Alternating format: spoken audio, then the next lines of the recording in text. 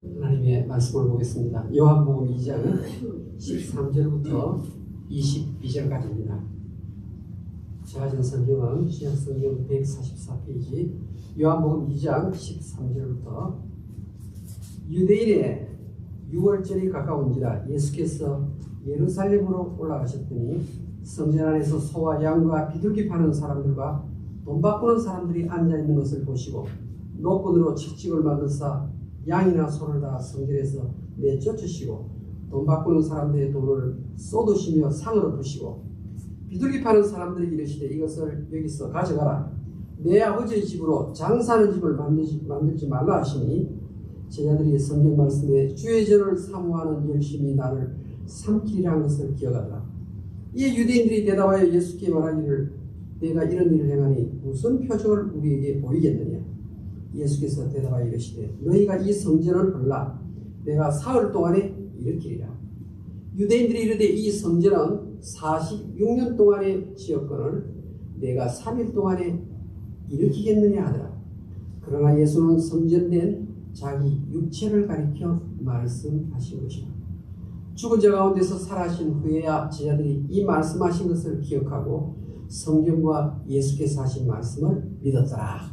아멘. 기도드리겠습니다.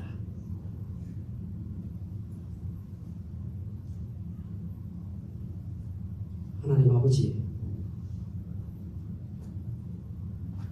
오늘 주일 예배당에 나와서 살아계신 하나님을 만나야 되겠습니다. 영의 눈을 열어주시옵소서. 하나님이 어떤 분이신지, 나를 향한 하나님의 약속이 무엇인지, 이 설교를 듣는 나에게 하나님이 무엇을 실천하라고 하시는지 밝히 깨닫는 시간 되게 해주시옵소서. 예수님의 이름으로 기도하옵나이다. 아멘. 오늘은 성전 청소라는 제목으로 하나님 말씀을 생각해 보겠습니다. 방금 읽은 하나님 말씀에 나타나는 예수님의 모습은 평소에 내가 아는 예수님의 모습이 아닙니다. 사랑이 많으시고 용서가 많으시고 인내가 무한하신 그분이 오늘 읽은 성경에는 전혀 남판으로 엄청나게 화를 내시는 예수님으로 나타납니다. 마태복음 5장 산상수훈에는 너희들이 인생 살다가 내 오른쪽 뺨을 치는 자가 있을 때 왼쪽 뺨을 그에게 돌려대어라. 이런 분이 내가 아는 예수님이라 말입니다. 그런데 어찌된 영문인지 오늘 읽은 성경에 예수님께서 6월절에 예루살렘에 들어오셨습니다. 들어오셔서 살펴보시더니 성전 안에서 소를 파는 사람, 양을 파는 사람, 비둘기 파는 사람, 그 다음에 돈을 바꾸는 사람이 있는 것을 보시고 소를 밀었던 그 끈을 떼내어서 채찍을 만들어가지고 사정없이 밖으로 내쫓는 것입니다.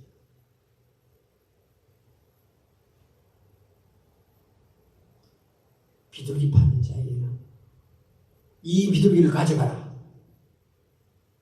내 아버지 집으로 장사하는 집을 만들지 말라.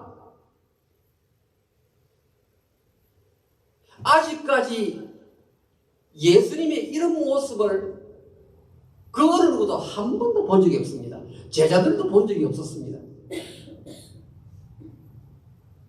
노끈을 채찍을 만들어가지고 인정은 사정없이 내리치시고 소를 쫓아내시고 양을 쫓아내시고 돈 바꾸는 환전상에게 마치 괴이나 삽을 가지고 땅을 파헤치고 갈아엎듯이 삽을 뒤엎어버리는 거예요. 정말 마피아나 조폭들이 할 수 있는 행위를 예수님이 하고 계신 것입니다. 어디서 이런 장사 행위를 하고 있는 거예요? 그런데 여러분, 사실상 굉장히 오랜 세월 동안 교회가 이 부분에 대해서 해석을 잘못했습니다. 어디 하나님의 신성한 교회에서 바자회를 한단 말이냐, 수익을 창출하는 그런 일을 할 수 없다. 제 모교의 목사님이 그러셨어요. 성전에 돈이 왔다 갔다 해서는 안 되니까, 제가 20대 학생 시절에 부산에 10,000명 모이는 교회가 있었는데, 그 교회에 헌금함이 어디 있는가 하면요, 재단에는 모이는 500명에서 700명 정도 모였어요. 그리고 그 당시에 부산에 있던 영락교회가 1,500명 모였어요. 그런데 10,000명 모이는 교회가 있었는데요, 그 교회는 목사님이 이 말씀을 딱 붙들고는 헌금함이 어디 있는가 하면, 우리 교회는 바로 문 열면 들어오죠. 한국 교회는 입구에서 현관이 있고 본당으로 들어가죠. 그래서 본당 바깥에 현관에다가 캐비넷 2개 크기만한 큰 나무로 짠 그런 박스가 아예 벽에 딱 붙어 있어요. 그래서 예배당 안에는 헌금 소리가 들리서는 안 된다. 그래서 헌금하는 분이 들어오시면서 복도에, 그러니까 현관문에 붙어 있는 거기다가 헌금을 다 합니다. 그 말씀은 이 목사님이 이 말씀을 붙들고, 오늘 여기 말씀을 붙들고 교인들이 그것을 실천하도록 요구했습니다. 오늘 우리 미국 교회도 성도들 가운데는 하나님이 거룩한 성전에 돈이 왔다 갔다 해서는 안 되니까 체크를 우편으로 메일로 교회 회계에게 보내도록 하라. 그래서 실제 예배 안에서는, 예배당 안에서는 돈소리나 헌금소리가 조금도 들리지 아니하도록 메일로 보내는 사람도 있어요. 뿐만 아닙니다. 여러분, 한국에 그 신학 공부하시는 그런 분들 보면요, 생활 형편이 어려운 분이 많아요. 목사는 되어야 되겠는데 가정적으로는 어렵고, 그러니까 여러분 아마 교회 생활하면서 부흥에 참석하셨을 겁니다. 부흥에 참석하면 부흥 강사 목사님이 오시는 그날 주변에 있는 친구들도 데려오지요. 사람들이 많이 모입니다. 말씀 잔치에. 그런데 교회당 뒤쪽에 가면요, 누가 있습니까? 새로 나온 찬송가 전집하는 분이 계시고, 어느 유명한 한경직 목사님의 어떤 책이 나오면 그것을 파는 분이 계세요. 그렇죠. 또 주석 종류, 성경을 풀이하는 마태복음 주석이 새로 나왔습니다. 저 뒤에 갖다 놓고 파는 분이 계세요. 근데 제 친구 가운데 KH 전사님이 계신데, 얼굴이 죽을 싸우고 학교에 온 거예요. 보니까 부흥회를 하는데 이 친구 전도사님이 저기 부흥회 그 뒤편에다가 찬송가 테이프 갖다 놓고, 한경영 목사님 새로 나온 책도 갖다 놓고, 김선도 목사님 책도 갖다 놓고 준비를 다 했는데 장로님이 나오셔가지고, 어디 신성한 교회에 이런 장사일을 하느냐? 너는 전도사라는 사람이 성경도 안 보느냐? 호통을 쳐가지고 그걸 보냈어요. 여러분, 지금 오늘 예수님께서 이렇게 화를 내시고 환전상의 테이블을 엎으시는 이 행위는 성전에서 장사하는 사람들의 모습을 보고 내신 화가 아닙니다. 성경을 잘못 본 것입니다. 무슨 말인가 하면, 오늘 성전 성전뜰에서 장사하는 이 사람들이 있어야만 하나님께 드리는 예배가 수월하게 됩니다. 무슨 말인가 하면 6월절은 어떤 날입니까? 430년 동안 이스라엘 백성들이 애굽에서 종살이할 때 하나님의 초자연적인 능력으로, 그렇죠? 양의 피, 문지방 인방에 바른 그 집은 죽음의 사자가 뛰어넘어간다. 패스오버 6월절 아닙니까? 그러니까 지금 성전 앞에서 장사하는 이 사람들이 소와 양을 팔죠. 이것을 사가지고 어떻게 합니까? 여기서 파는 고기를 사가지고 집에 가서 6월절 어떻게 해요? 만찬을 가족끼리 나눌 수 있는 겁니다. 하나님 성전에 특별 제사를 드리고 하는 사람은 이 성전 입구에 파는 여기에 양과 소, 부자들은 양과 소, 가난한 사람들은 비둘기를 사서 그것을 가지고 하나님 제단에 바쳤던 것입니다. 오늘 예수님께서 화를 내시는, 이렇게 크게 진노를 하시는 이유는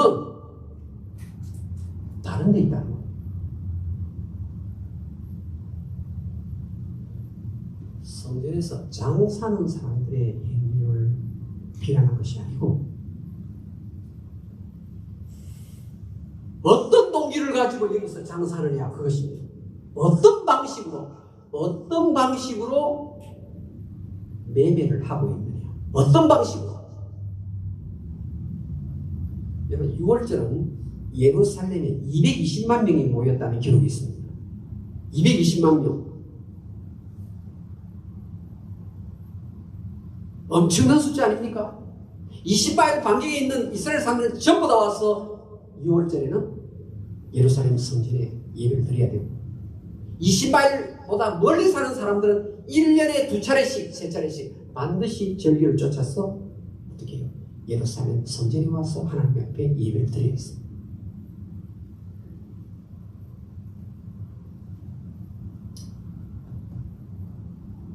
예를 들어 지금 예루살렘은 수도 서울 아닙니까? 서울이죠.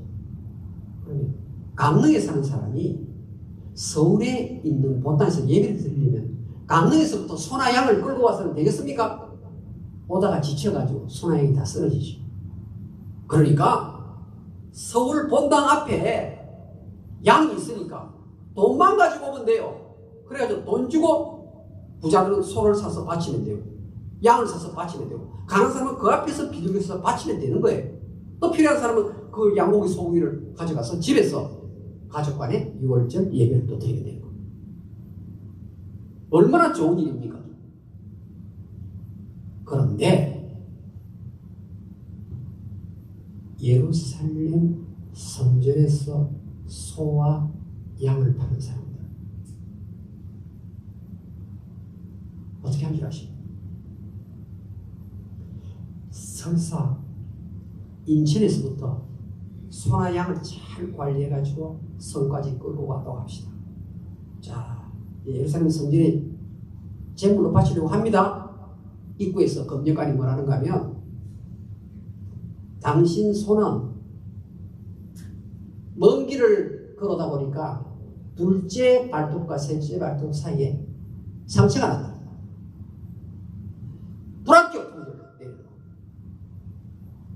어떻게 됩니까? 성전에서 파는 소를 사서 들어가야 됩니다. 어느 정도 폭리를 치는가 기록을 보니까 16배까지 착취한 사람들이 있습니다. 착취 16배까지 16배. 이 돈 바꾸는 사람은 왜 예수님께서 고함을 지르시면서 테이블을 엎으셨을까요? 우리나라 돈도 미국 돈도 화폐마다 누가 있습니까? 존경받는 대통령 얼굴, 왕의 얼굴, 이황, 율곡의 얼굴이 있지 않습니까? 그렇죠? 신사임당의 얼굴이 있죠. 자, 내가 먼 나라에서 장사를 잘해가지고 돈을 꽤 많이 벌었어요. 그런데 하나님 성전에 돈을 바치는데 그 돈에 누구 형상이 있냐? 로마 황제 가이사의 초상화가 그려져 있는 거예요. 하나님만이 영광을 받으셔야 되는데 로마 화폐를 가지고 어떻게 하나님의 전에 바칠 수 있느냐? 그래서 화폐를 바꾸는 환전소가 있는 거예요. 그런데 이것도 빙땅이 대단한 겁니다. 절반 이상을 떼먹었어요, 이 사람들이요.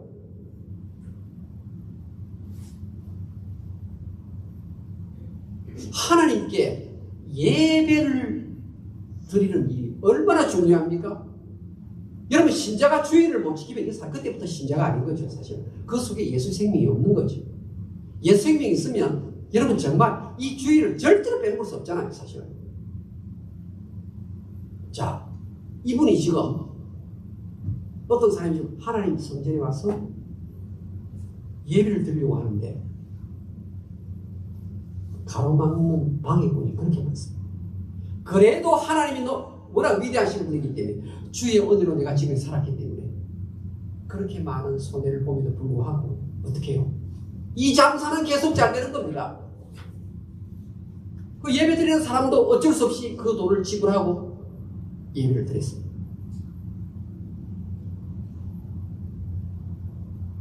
그런데 이 성전에서 장사하는 사람들의 마음이 어떤 마음인가? 다른 사람 눈에는 안 보이는데 예수님의 눈에는 보이는 겁니다. 여러분, 제가 여러분의 마음을 어떻게 봅니까? 우리 마음을 볼 수 있는 건 하나님밖에 없잖아요. 마음을 예수님이 가만히 보니까 성전에 장사하는 사람들, 소나 양 비둘기 하는 사람 보니까 하나님이 그 속에 하나도 없어. 뭐가 들어있는가 보니까 탐심, 돈, 예배 드리러 나온 사람의 마음 속에 하나님 생각이 하나도 없어요. 마침내 6월절이 되었구나. 정말 내가 한탕에서 이번에 떼돈을 벌어올 기회가 왔구나. 떼돈 벌 기회가 왔구나. 여러분, 오늘 우리가 읽은 이 성경 내용과 똑같은 일이 지금 한국에 계속 일어나고 있습니다. 한국에, 여러분, 제가 한번 이야기를 하면 아실 거예요. 이 똑같은 일이 어디서 일어나는지.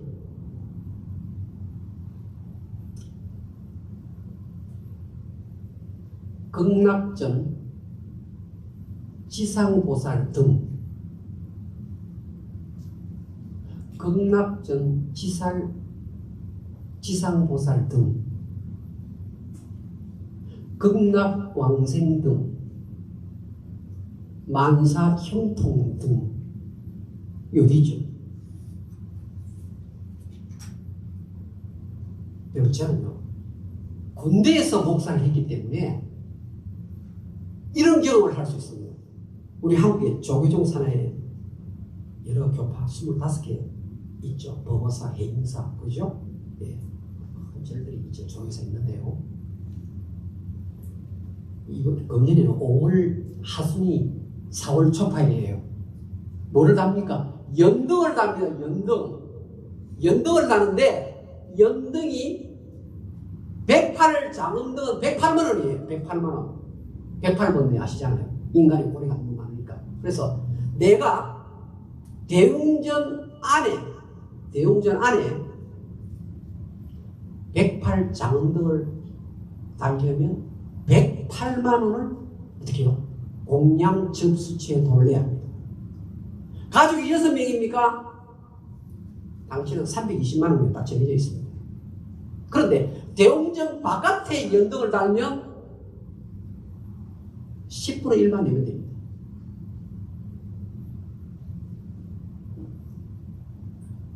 그러니까 지금 4월 초파일 다가오면 모양만 다를 뿐이지 다른 종교에서 오늘 여기 예수님이 화를 내시는 똑같은 행동이 우리 한국 사람, 인도 사람, 중국 사람 똑같이 하고 있습니다.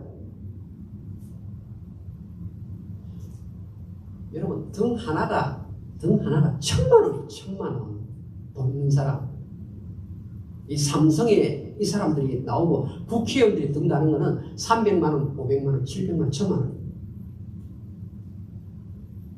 4월 초파일날 하루에 양산 통도사에서 단 등이 얼마나 기자가 조사를 해보니까요, 20억이 넘습니다.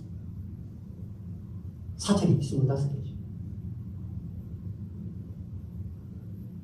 사랑하는 여러분, 오늘 성경에 예수님께서 뭐라고 말씀하세요? 내 아버지 집, 하나님 내 아버지예요. 내 아버지 집으로 장사하는 집을 만들지 말라. 오늘 저에게 주님이 찾아와서 주시는 말씀이, 여러분에게 주시는 말씀이에요. 내 아버지 집으로 장사하는 집을 만들지 말라. 내가 오늘 주일날 교회 예배드리러 왔는데 하나님 생각 하나도 없이 여기 오신 분들, 시간 됐는데 교회 가자. 그런데 머릿속에 그 위대하신, 광대하신, 오직 홀로 영광을 받으신 그 하나님에 대한 의식 자체가 없이 그냥 온 거예요.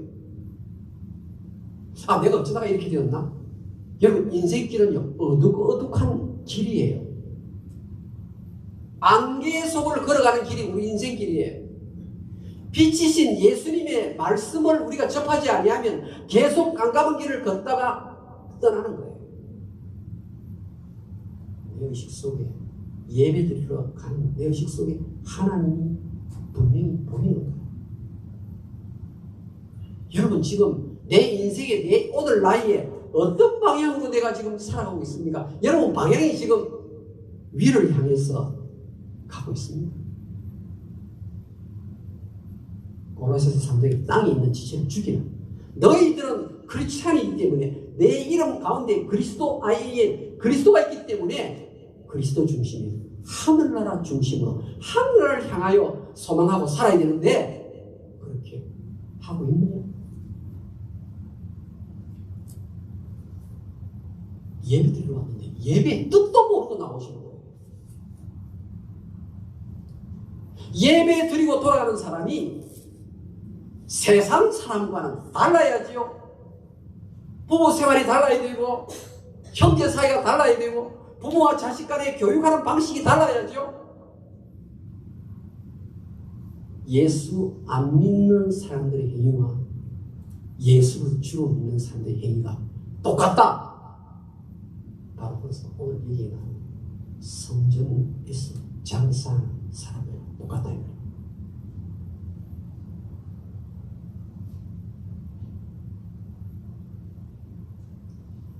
제가 이 설교를 위해서 여러 가지 주석을 찾아보니까요, 주석에 이런 설명이 나와요. 오늘 예배에 참석하는 사람 가운데 허스커링 오브 파이어티, 이 허스커라는 것은 매매하는 사람이에요. 경건 장사치들이 오늘날 교회에 너무 많다는 거예요. 경건 장사꾼.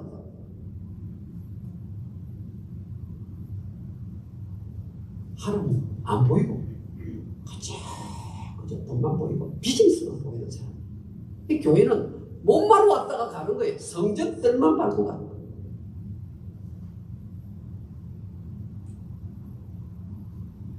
우리나라 속담에 이런 말이 있죠. 마음은 어디에 있다? 마음은 어디에 가 있다? 아, 이거 마음은 콩밭에 가 있다. 마음은 콩밭에 가 있다. 마음은 배추밭에 가 있다. 마음은 감자밭에 가 있다가 아니고 마음은 콩밭에 가 있다 이래 있는 거예요. 그게 무슨 말입니까?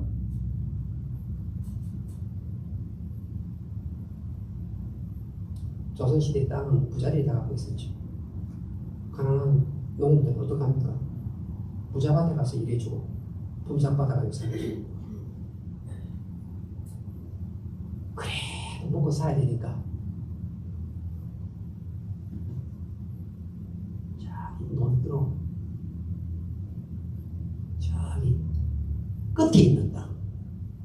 거기에다가 무엇을 심는가? 콩을 심었어요. 콩은 아무 데서나 잘 자라거든.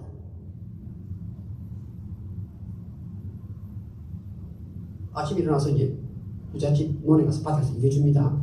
그런데 추수때가 돼가면 농부가 어떡할까요? 아유, 저 내 농동에 심어놓은 저 비둘기 와서 쫙 먹으면 안 되는데, 지나가는 사람이 농도로 지나가다가 콩을 탈탈 털어가지고 가버리면 안 되는데, 몸은 부잣집 밭에 가서 일하는데 마음은 어디 가 있습니까? 콩밭에 가 있는 겁니다.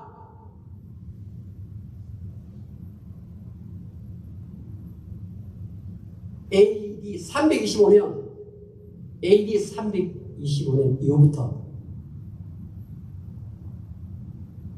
교회력에 렌트, 사순절을 지내는 동안에 요한복음 오늘 13절부터 22절까지 이 본문을 가지고 목사님들은 설교하시라고 1800년 동안 내려왔던 본문이 오늘 이 본문이에요.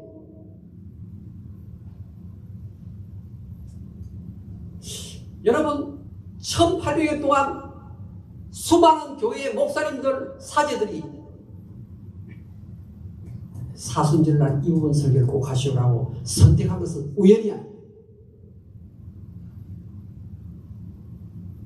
사순절이 무엇입니까? 부활절을 앞두고 40일 동안은 금식을 하고 자격을 돌아보고 회개하면서 기쁨의 부활절을 맞이하는 그 절기가 사순절입니다. 말씀을 맺겠습니다. 지금 여러분의 마음이 혹시 두 마음 아닙니까? 일편단식 오직 포커스 한 마음 콩콜.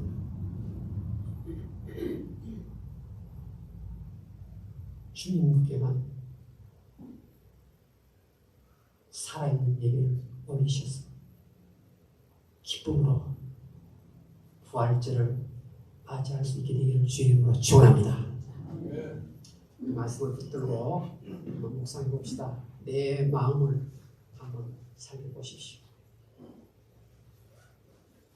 나는 어떤 예배를 드리는 사람입니다. 하나님하고 관계만 바로 되면요, 먼저 그의 나라와 그의 일을 구하라. 그리하면 이 모든 것을 너에게 더하시리라. 이 땅에 어떤 일어난 문제도 하나님이 다 처리하십니다.